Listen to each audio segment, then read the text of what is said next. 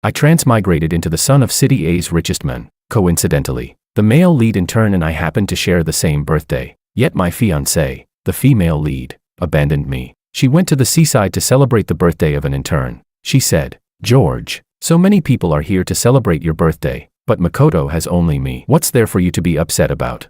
I smiled and didn't argue with her, but I really wanted to see if, the next day when she found out her family had gone bankrupt, she would still stick to that pretty boy without wavering. Chapter 1. I transmigrated into the body of a useless male supporting role. George, the son of the richest man in City A. On the very first day I crossed over, it happened to be my birthday. Almost all the young heirs and heiresses of City A had gathered for the celebration. Only my fiancée was nowhere to be seen. Inside the private room, everyone cast curious glances my way. I lounged lazily on the sofa, sipping red wine, my eyes deep and unreadable. Beside me, my friend David clinked glasses with me. He glanced at his watch, frowning. "George, it's your birthday today. Why hasn't your fiancée shown up yet? What's going on with her?"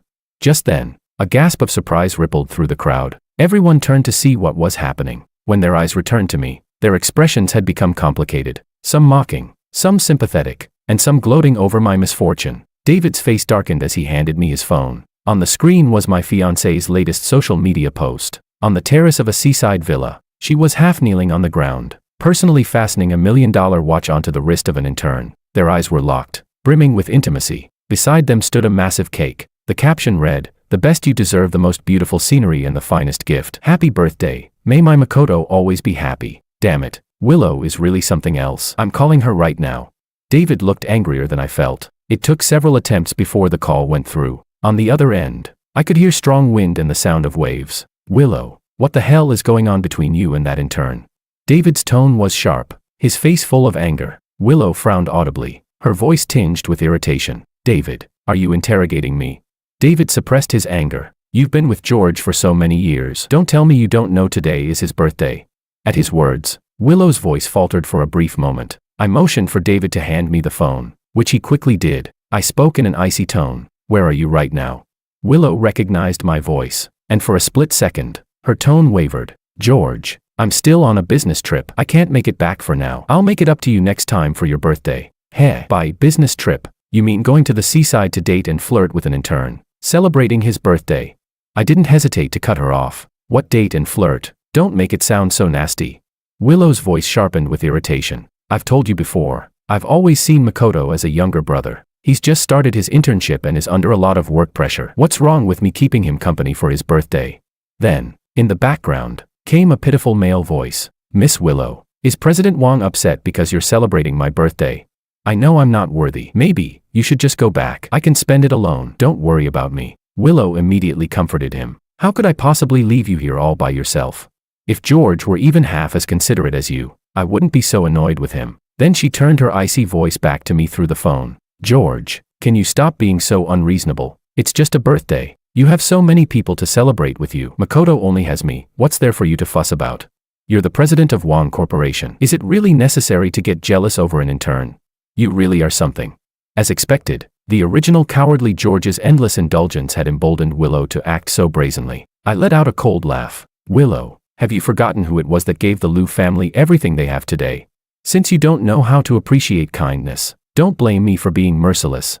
With that, I hung up the phone, my face dark and cold. Chapter 2. Having just transmigrated here, I still hadn't fully sorted out the plot of the original novel. I quickly ran through it again in my mind. The George in the book was nothing more than a tool used to pave the way for the male and female leads' love and careers. He and Willow had been childhood sweethearts. He always granted her every request. After they both graduated from university, the Liu family took the initiative to propose an engagement between the two families, although the Wong family looked down on the Lius. When the old master saw the pleading sincerity in George's eyes, he finally relented. From then on, Liu Corporation began to soar. The original George used every Wong family resource to pave the way for them. From a small workshop on the brink of bankruptcy, to a rising star among second-tier wealthy families. As for the male lead, he was a poor student sponsored by the Liu family. The moment he started his internship at Liu Corporation, everything changed. Willow revolved around Makoto day and night. She used George's supplementary credit card to buy him bespoke suits and million-dollar watches.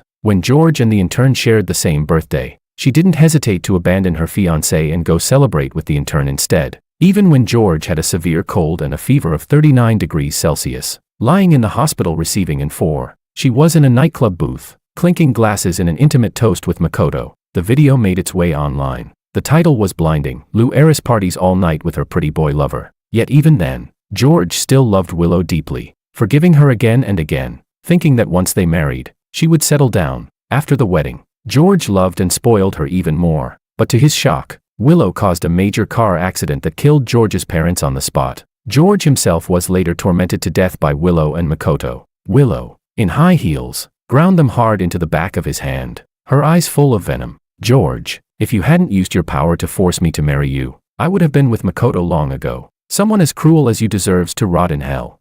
Makoto crouched down, laughing wildly. You think Willow ever really loved you? What she loved was the Wong family's money. Your parents' car accident. We arranged that. Now Wong Corporation and Lu Corporation are both ours. You're truly pathetic. After George died, that pair of scumbags ended up together, living a blissful life. Unexpectedly, George was reborn. But instead of seeking revenge, he merely burned all the gifts he had given Willow, silently set a countdown to leave, and one day suddenly disappeared from her world. In the end, facing a Willow who had finally woken up and was chasing after him in regret, he said, "Willow, I don't love you anymore." When I read this, I cursed out loud. Was this really something a human could write?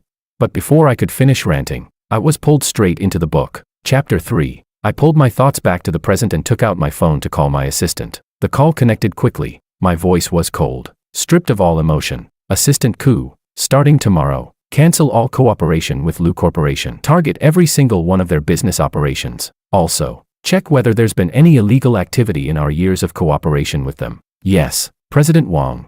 Did they really think I was the same pathetic pushover as the original George?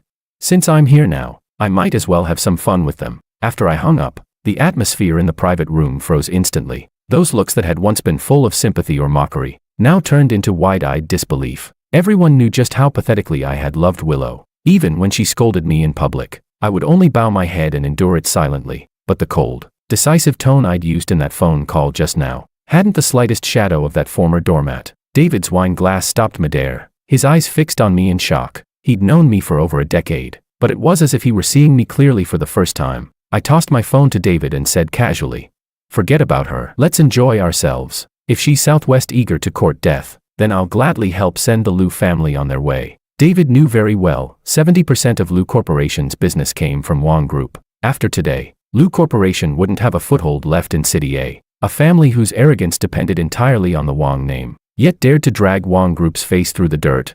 If Lu Corporation went bankrupt, it would be nothing more than reaping what they'd sown. David had originally worried I cared for Willow too much, afraid I'd be under her thumb after marriage. But now, seeing I'd woken up, he was happier than I was. You're right. This time we have to make Willow understand her place. Come on, drink up. The private room instantly turned lively again. Chapter 4. After the call ended, Willow's face paled slightly. A wave of inexplicable panic washed over her. Her best friend Maria asked in puzzlement, "Willow, what did George say?" Willow's expression turned unpleasant. He actually seemed really angry this time. His tone was harsh. Maria scoffed. "Please, you just came out to celebrate Makoto's birthday. What's there to be mad about? And besides, you two aren't even married yet. If he's already this controlling now, what's going to happen after you're married? I'm telling you, you can't spoil men too much. Take this chance to knock the temper of his into shape." Hearing that, Willow felt George was just making a fuss over nothing. "Maria, you're right as always. He's treated me so well all this time. This is just him throwing a tantrum. When I get back, if he doesn't properly apologize to me, I won't forgive him easily." Makoto immediately put on a guilty look. "I'm sorry, Willow. It's all my fault. I didn't even know today was also President Wong's birthday." As he spoke, tears began to fall. "I know you're usually so busy. I just wanted to use my birthday to give you a chance to relax. I really didn't think President Wong would be upset. This is all my fault. When we get back, I'll go apologize to him myself. If he wants to yell at me or hit me, I won't fight back. Just don't let this affect the relationship you've built over so many years." Seeing Makoto's tears drip down, Willow's heart ached for him. She hurried to wipe them away. "Makoto, you're just too kind. This has nothing to do with you. I've spent so many birthdays with him already. What more does he want? It's George who's being petty. When we get back, I'll make him apologize to you." Makoto lowered his head, eyes rimmed red, but the corner of his lips curled into a triumphant smile. He leaned into Willow's embrace, his voice trembling slightly. Willow sis, you're so good to me.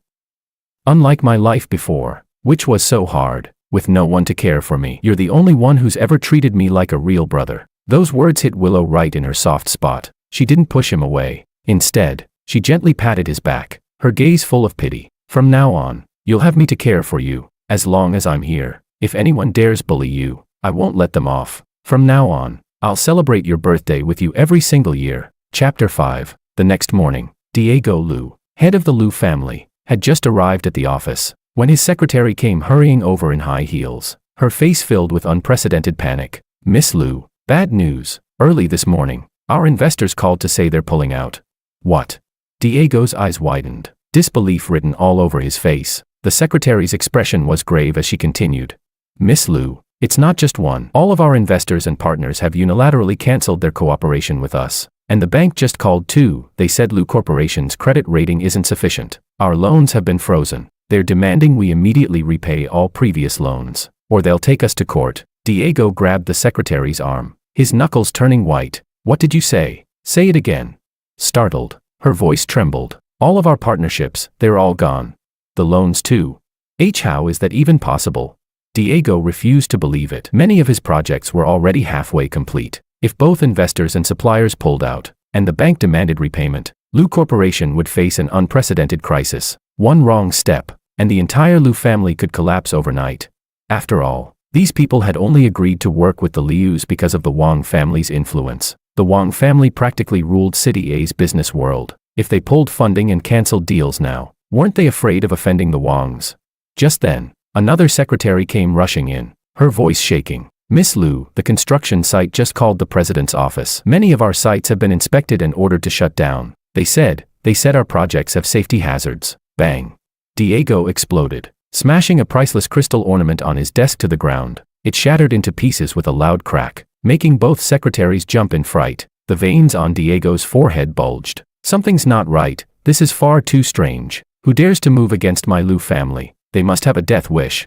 As long as the Wang family hadn't abandoned them, none of this would be a problem. Everything could still be salvaged. Calming himself down slightly, Diego felt a bit more at ease. He quickly pulled out his phone with trembling hands and called me. Chapter 6. I sat in the top floor office of Wang Group's headquarters, coldly watching my phone ring non-stop. The caller ID read, Diego Liu. Spread out before me was a stack of his files. Financial fraud, tax evasion, commercial scams. The Liu family had been running rampant under the shelter of the Wang family's name. Utterly lawless. With this pile of evidence, he could easily spend the rest of his life behind bars. It wasn't until the fifth call came in that I finally answered at a leisurely pace. On the other end, Diego's voice was so frantic he was nearly in tears. George, you finally answered. Early this morning I got word that all of Liu Corporation's investors and partners have pulled out and canceled their contracts. Do you know what's going on?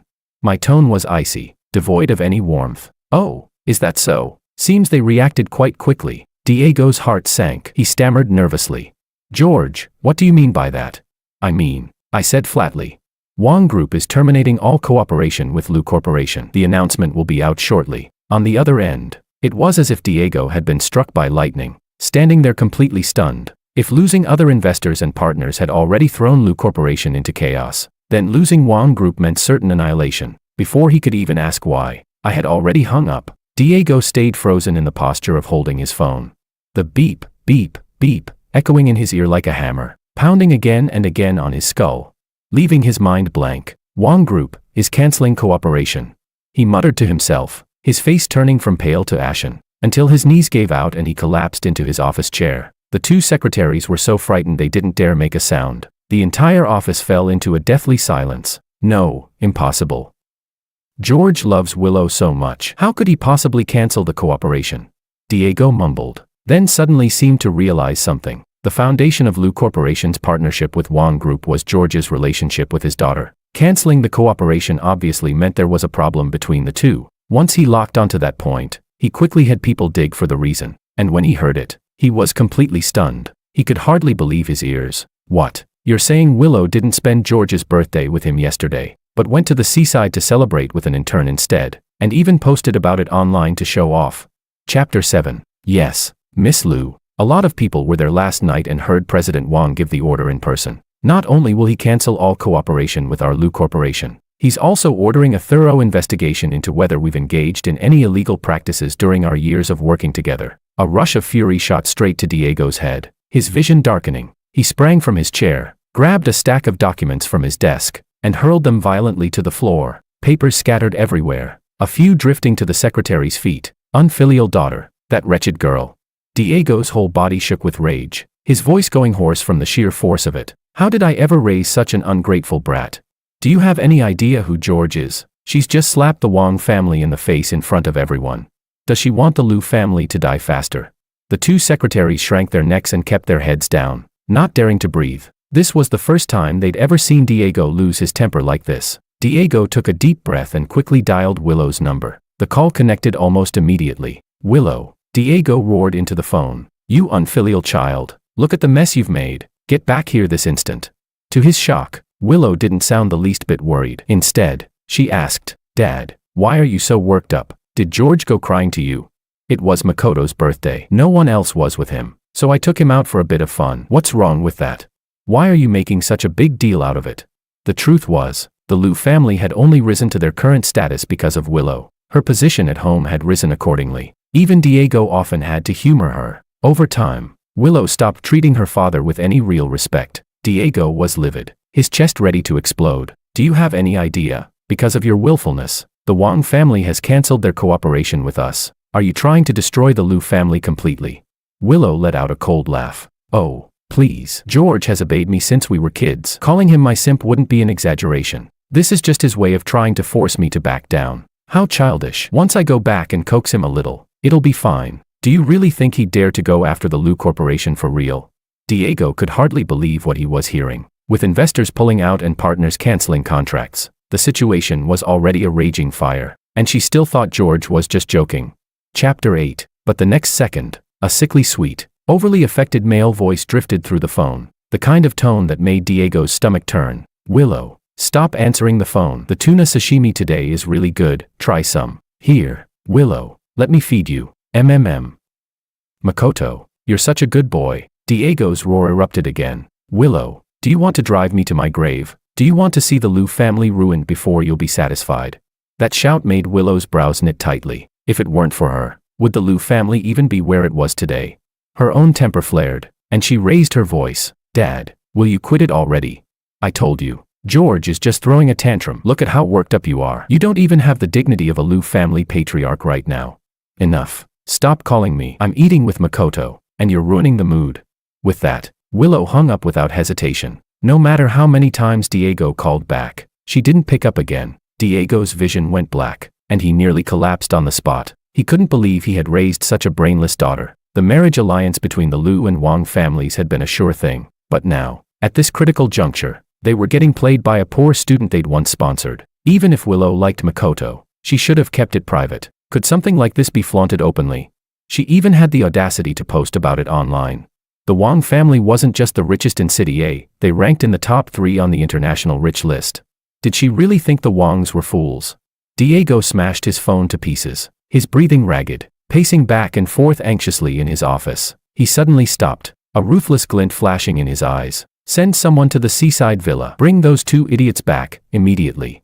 The seaside wasn't far from City A. At top speed, they could be back by afternoon. They had to calm George down at any cost. Otherwise, the Lu family was finished. Right now, all of Lu Corporation's projects were already at a standstill. Diego still had a few old friends from his business circles, and he wasn't about to sit and wait for death. He called them one by one, but without exception, either no one picked up, or if they did, they hung up after a few perfunctory words, claiming they were busy. It was the first time Diego had truly felt the crushing weight of the Wang family's influence, and it filled him with despair. Chapter 9. I was flipping through Makoto's file when my assistant knocked and entered, looking uneasy. President Wang, the head of the nursing home, just called. Makoto's mother has been physically abusing staff without reason. Also, several valuable items have gone missing recently, and according to security footage, it's very likely she was the one who stole them. But since Miss Lu was the one who arranged for her to stay there, they didn't dare take action without your approval, so they called to ask. I froze for a moment, then recalled that this had indeed happened in the original story.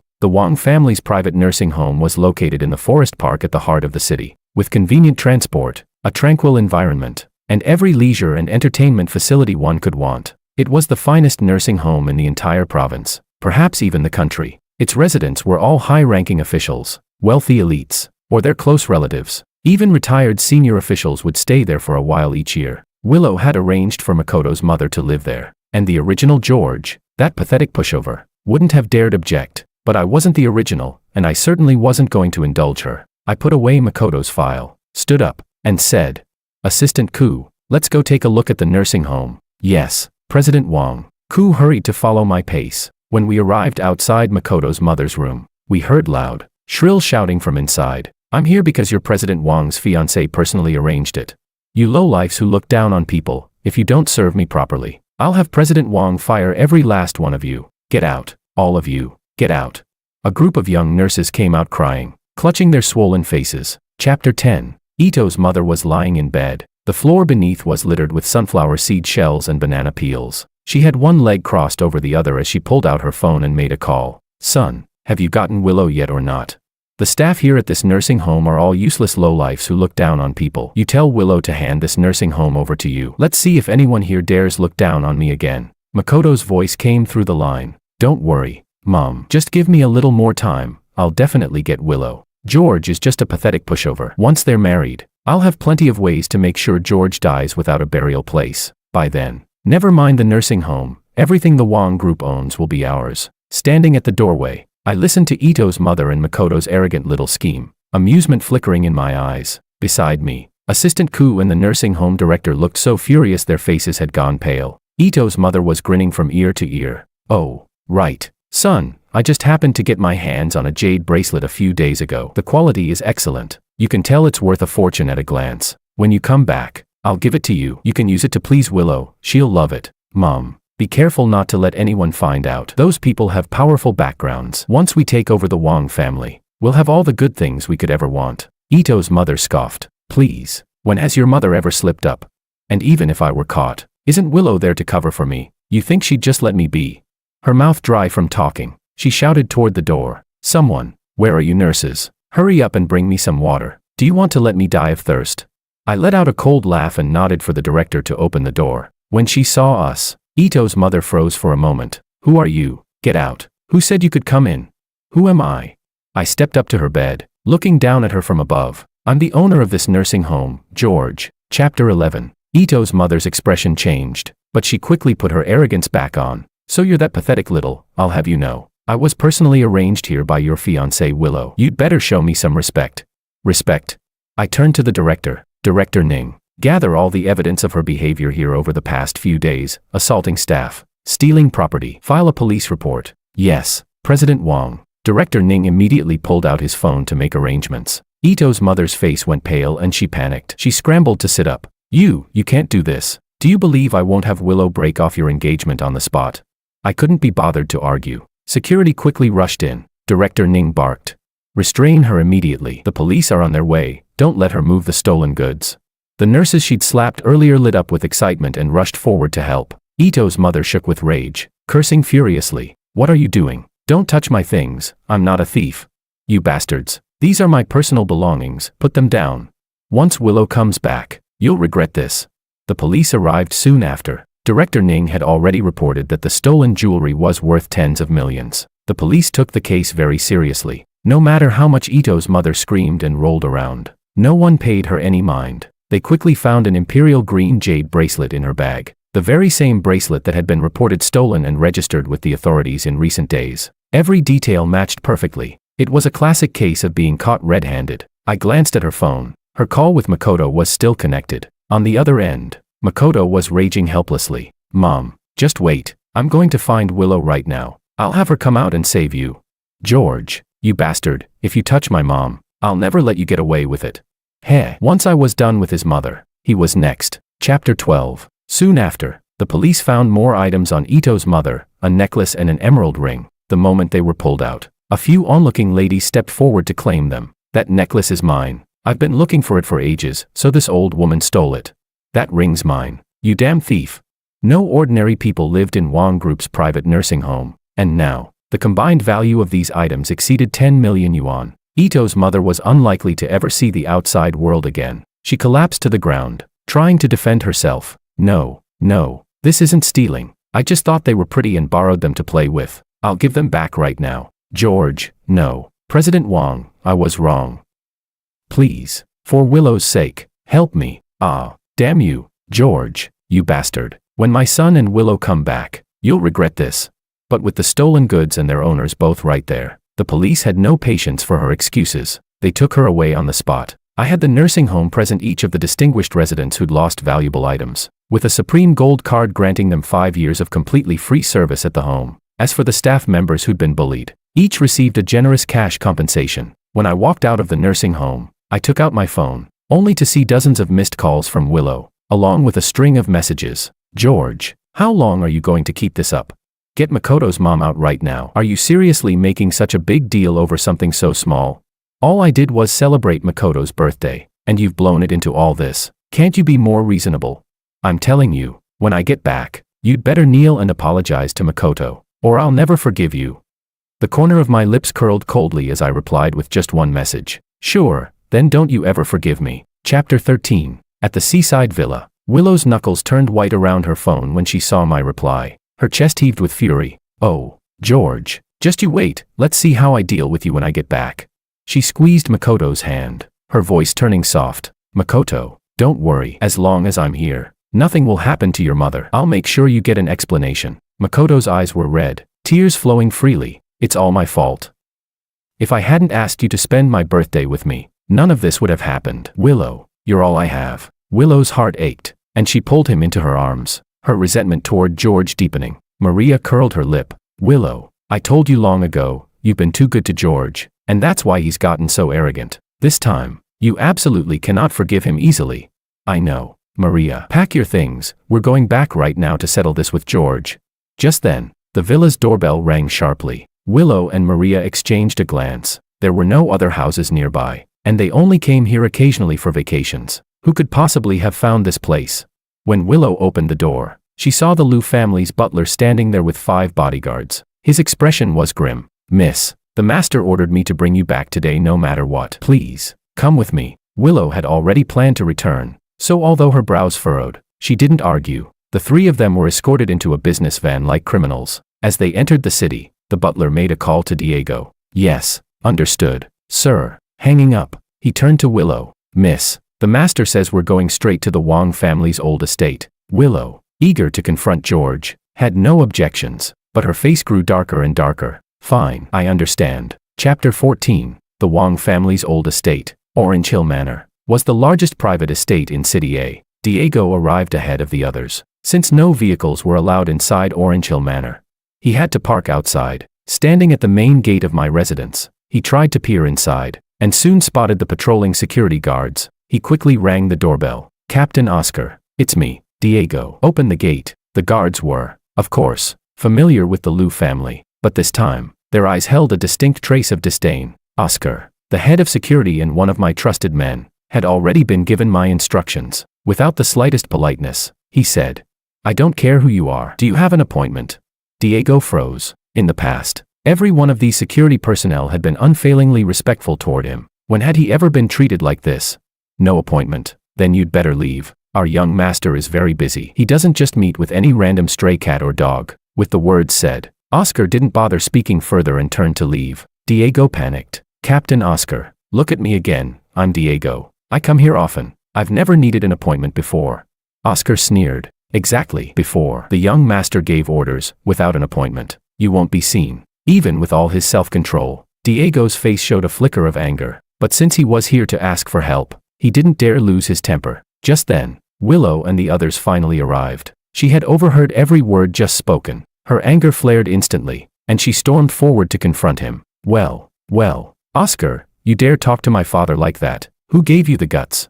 Oscar slowly turned, his gaze sweeping over Willow's shadowed expression, his tone dripping with mockery. Miss Liu, the whole of City A knows your Liu family is finished. Do you still think you can strut around Orange Hill Manor like before? Willow shook with fury, jabbing a finger at Oscar's face. And who do you think you are? Just a dog raised by the Wong family, and you dare point fingers at me? Willow, did you forget how much George listens to me? Let me in right now, or I'll have George break all 4 of your limbs. Faced with Willow's arrogance, Oscar began to wonder whether I truly intended to destroy the Liu family, or if I was simply trying to scare them. If it were the latter, and Willow really did marry into the family, offending her too severely would make life difficult for a mere head of security. With that in mind, he decided it was better to check first. After making the call, Oscar's voice turned cold. The young master says only the Liu father and daughter, along with Makoto, are allowed inside. Everyone else waits outside. Chapter 15. After entering the manor, Diego launched into a non-stop account of Liu Corporation's dire state, teetering on the brink of bankruptcy. He had no solutions left, and all his hopes now rested entirely on his daughter. The more Willow listened, the angrier she became. Her fists clenched so tightly her nails dug into her palms. George had always obeyed her every word, nothing more than her personal simp. How dare he? When we reached the main courtyard, she spotted me by the gates, leisurely sipping red wine. She charged toward me, her high heels clacking sharply against the stone path, each step pounding out her fury. George, you still have the mood to drink here? Do you know Makoto's mother is in the police station because of you? And do you even realize the state Liu Corporation is in right now? What exactly are you trying to do?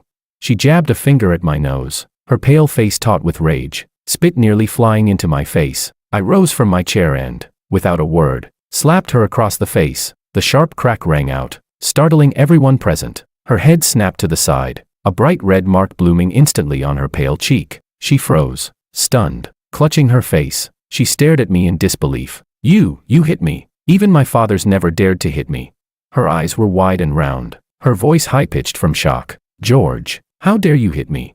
In her mind, I was forever that obedient pushover, never daring to so much as raise my voice at her, let alone raise a hand. But now, she saw nothing familiar in me, only the chill and indifference in my eyes, utterly devoid of the old flattery and cautiousness. And for the first time, she felt an inexplicable pang of unease. Diego, alarmed, rushed forward to shield Willow, only to be stopped by my bodyguards. He stomped his foot in frustration, shouting at me, George, you've gone too far.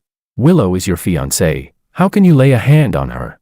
Makoto, snapping out of his shock, darted to Willow's side, wrapping an arm around her slim waist and glaring at me. George, you're being barbaric. Even if Willow did something wrong, was it worth hitting her?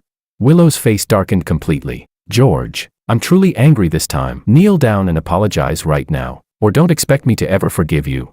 Chapter 16. I actually laughed from sheer anger. Even now, this woman still couldn't grasp the situation. Truly the logic of a romance novel heroine. Oscar, since Miss Liu enjoys seeing people kneel so much, why don't you grant her wish? 100 slaps each, let's help them wake up. Oscar's eyes lit up immediately. He'd long had enough of the Liu family and that pretentious pretty boy. With a subtle gesture, the dozen bodyguards behind him moved in, restraining all three in an instant. George, don't you dare. Willow shrieked, trying to struggle free, but the guards held her effortlessly. Diego panicked, shouting, George, what are you doing? I'm your Uncle Liu. Makoto was forced to the ground, his cheek pressed against the cold stone floor, his voice trembling with fear. Willow, help me. Oscar didn't bother replying. He stepped forward and smack. A solid slap landed on Makoto's face. Half his face swelled up almost instantly, blood trickling from the corner of his mouth. Following Oscar's lead, the rest of the guards joined in. The sharp crack of palm against skin echoed through the manor, one after another. Willow was completely stunned. She couldn't fathom it. She had only celebrated Makoto's birthday. How had it come to this? Fear slithered into her heart like a venomous snake. She finally realized, I truly intended to destroy the Liu family. The fiery sting across her cheeks broke her completely, and she cried out, George, I was wrong. I shouldn't have spent your birthday with someone else. Stop. Please stop. I really know I was wrong. I ignored her pleas, sipping my wine leisurely. When the 100 slaps were finally done, the three of them looked like swollen, bruised pigs. At last, Willow seemed to understand reality. She crawled over on her knees, clutching at my pant leg with a pitiful expression. George, I was wrong. I really was. Please spare the Liu family. I'll listen to you from now on. I swear there's nothing between me and Makoto. Please don't be mad. Okay. Thinking of the Wang family's tragic fate in the original novel, I felt not a shred of pity for her. I kicked her away, grabbed a stack of documents from the table, and flung them into her face. Willow, take a good look. These are all the records of your father's financial fraud, tax evasion, and commercial scams. If I hand these over, your father won't see the outside of a prison cell for the rest of his life. I nodded to Oscar, who tossed a baseball bat at her feet. If you want me to let you go, you'll have to satisfy me first. Chapter 17. Willow's gaze fell on the baseball bat. Her pupils contracted sharply. Her entire body began to tremble uncontrollably. Makoto, lying on the ground, cried out in a muffled, garbled voice. Willow, don't listen to him. He just wants to torture us. We don't have to beg him. There has to be another way. Diego, watching his daughter's shifting expression, felt his disappointment deepen with every second. He clenched his teeth and roared at her. Willow, what are you still hesitating for? Is that pretty boy more important than your own father and the entire Liu family? Do you really want to watch your father get arrested and the Liu family go bankrupt before you're satisfied?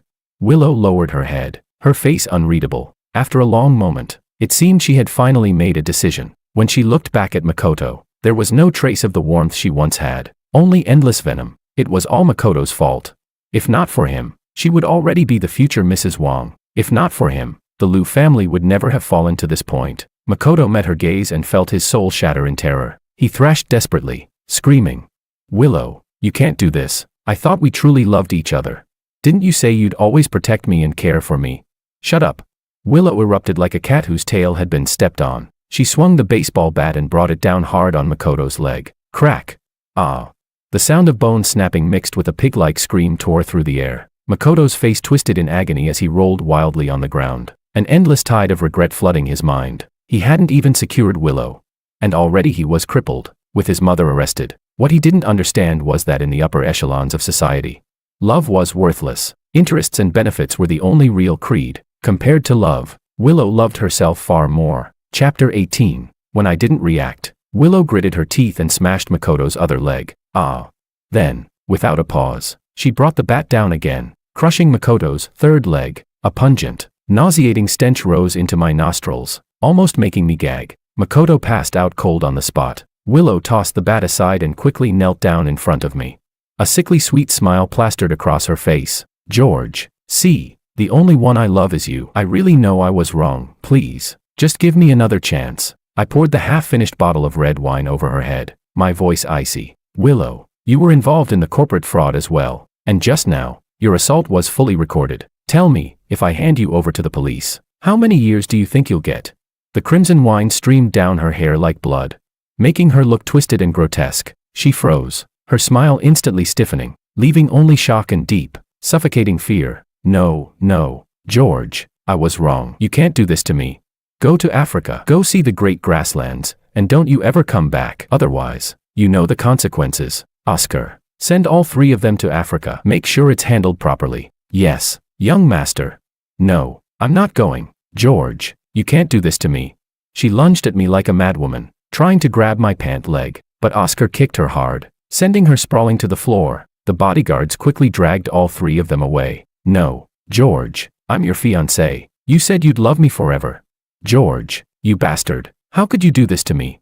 I was wrong. I really was. I'll never dare again. Their voices trailed off as they were dragged away like dead dogs. I turned to my assistant. Maria played an unsavory role in all this. You'll handle her family. A flash of cold ruthlessness crossed Ku's eyes. Yes, President Wang. I returned inside the manor. With the original's parents abroad, the place felt especially empty. What was even more unbearable, that useless original owner had, in order to please Willow, replaced all the estate staff with men. I immediately summoned the butler and gave him a harsh dressing down. Hire a new team, tea masters, stylists, gardeners, chefs, private doctors, masseuses, cleaners, and more. I have only one requirement. Every single one must be a beautiful woman with a sweet voice who can dance. Every day surrounded by a bunch of men. What kind of life is that?